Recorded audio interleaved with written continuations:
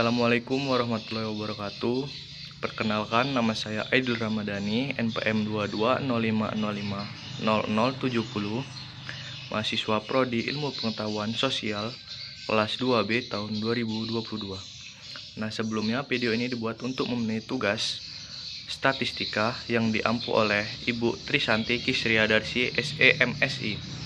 Nah, pada video kali ini saya akan menjelaskan cara melakukan uji validitas, reliabilitas, tingkat kesukaran, dan daya pembeda menggunakan aplikasi SPSS.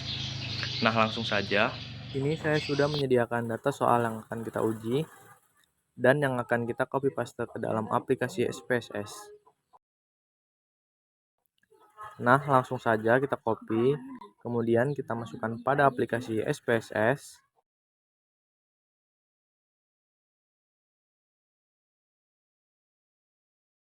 Pada data view di sini, langsung saja kita klik paste.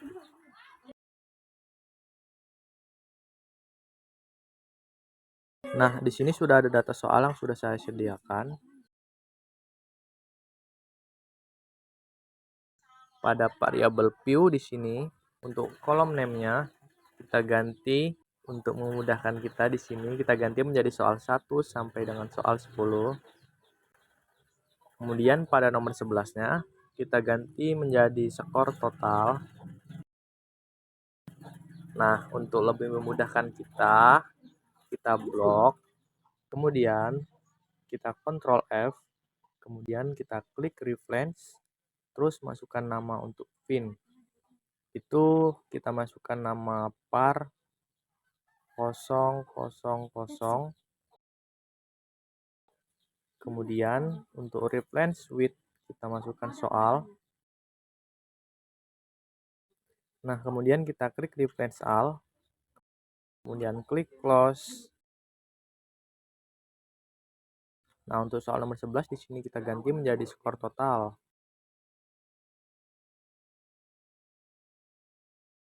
Untuk desimalnya kita ganti menjadi 0.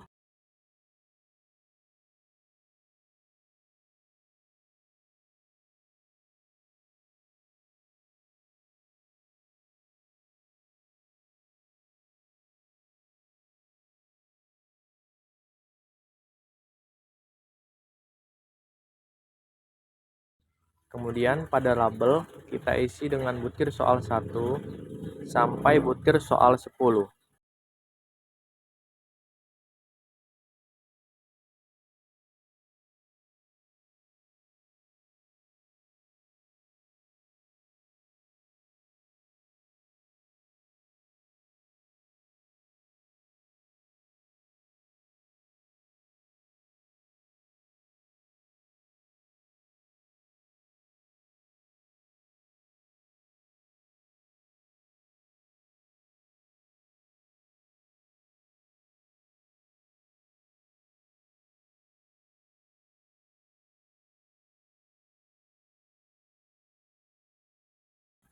Untuk deretan di kolom total kita kosongkan saja.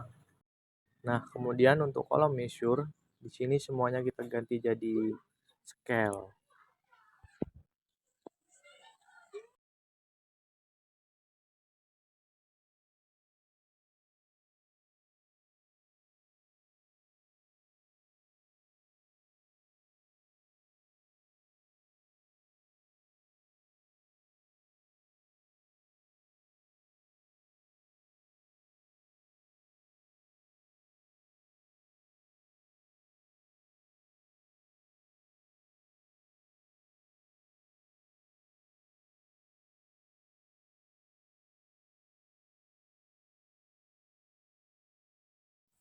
Nah, selanjutnya di sini karena kita sudah memasukkan data, kemudian kita edit untuk bagian name, desimal, label, dan measure-nya.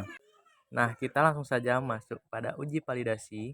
Nah, untuk uji validitas sebenarnya, di sini kita menguji soal kita apakah itu sudah valid atau tidak. Nah, untuk langkah-langkahnya, itu yang pertama kita klik analyze, kemudian klik correlate, kemudian pilih brief variate. Di sini semua soal dari soal 1 sampai skor total kita pindahkan pada kolom variabel. Nah, dari sini kita kontrol A. Kemudian kita pindahkan ke kolom variabel. Nah, setelah dipindahkan di sini, pastikan untuk correlation coefficient di sini kalian pilih persen. Yang di sini untuk persen kita checklist, dan untuk test of significant. Nah, kemudian kita klik to tailor, dan kemudian kita centang flag significant correlation. Nah, kemudian kita klik OK. Nah, di sini teman-teman bisa lihat output SPSS correlation untuk melihat apakah soal kita ini sudah valid atau tidak. Kita berfokus pada nilai persen correlation, kemudian nilai sig to tailor-nya. Namun untuk lebih memudahkan itu, kita juga bisa lihat di sini pada output SPSS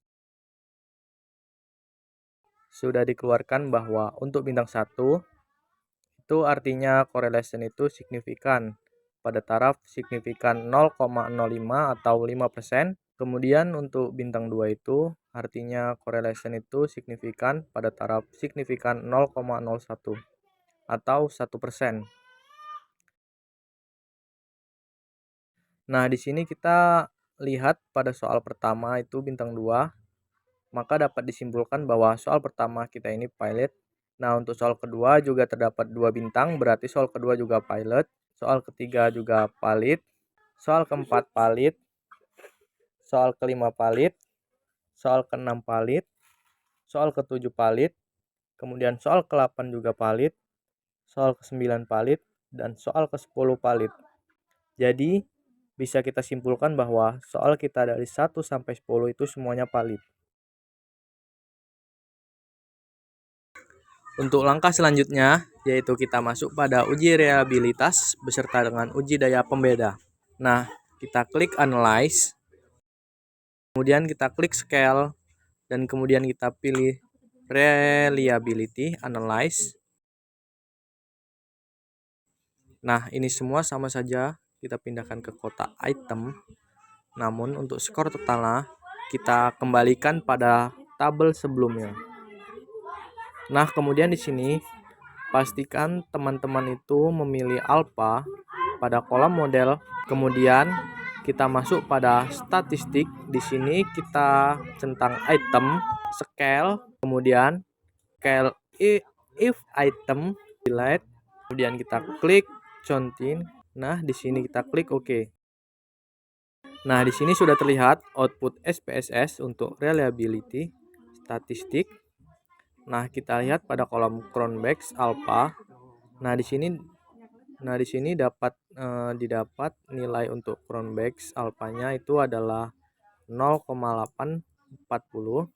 Nah, berdasarkan materi yang ada bahwa untuk Cronbach's alpha yang bernilai 0,840 itu masuk pada kategori tinggi. Berarti reliability-nya untuk soal yang kita sudah uji mulai dari soal 1 sampai soal 10 itu reliability-nya termasuk ke dalam kategori tinggi. Nah, lanjut kita masuk pada daya pembeda pada setiap soal yang kita sudah uji. Nah, kita fokus pada output SPSS yang item total statistik pada kolom corrected item, total correlation untuk daya pembeda pada materi yang sudah ada, bahwa untuk tentang daya pembeda yang kurang dari 0,20 itu termasuk dalam kategori buruk atau tidak berfungsi. Kemudian untuk dari interval 0,20 sampai dengan 0,29 itu termasuk dalam kategori dapat diterima dengan revisi. Artinya, soal kita itu dapat diterima namun kita revisi kembali. Nah, kemudian untuk rentang dari 0,30 sampai dengan 0,39 itu termasuk dalam kategori dapat diterima tanpa revisi. Nah, kemudian dari rentan 0,4 sampai dengan 1 itu termasuk ke dalam kategori baik. Nah, di sini untuk soal nomor 1 itu nilai correlation-nya itu adalah 0,441. Yang artinya pada soal nomor 1 ini termasuk dalam kategori baik. Kemudian untuk soal nomor 2 nilai total correlation-nya adalah 0,390. Berarti soal nomor 2 ini termasuk ke dalam kategori dapat diterima tanpa revisi. Kemudian untuk soal nomor 3, total correlation-nya itu adalah 0,550, yang artinya soal ketiga ini termasuk dalam kategori baik. Kemudian untuk soal yang keempat, di sini nilai total korelasinya itu adalah 0,755, berarti pada soal keempat ini termasuk ke dalam kategori baik. Nah, kemudian untuk soal yang kelima, nilai correlation-nya itu adalah 0,423, yang dimana termasuk ke dalam kategori baik. Nah, soal yang keenam itu nilai correlation-nya adalah 0,583, berarti termasuk ke dalam kategori baik. Kemudian soal ketujuh itu nilai correlation-nya adalah 0,447, berarti termasuk ke dalam kategori baik. Soal ke-8 nilai correlation-nya adalah 0,789, berarti termasuk ke dalam kategori baik juga.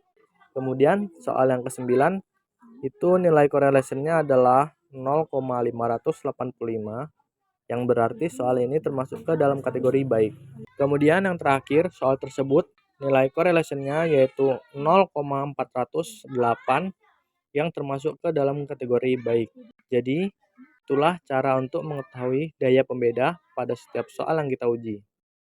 Nah, setelah itu kita akan menganalisis tingkat kesukaran soal dengan cara klik analyze, lalu pilih deskriptif statistik, lalu pilih frekuensi. Di sini kita pindahkan lagi datanya ke kolom variabel.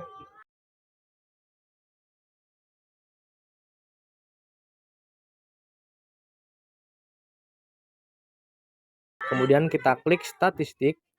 Di sini kita klik min, kemudian klik counting, dan klik OK.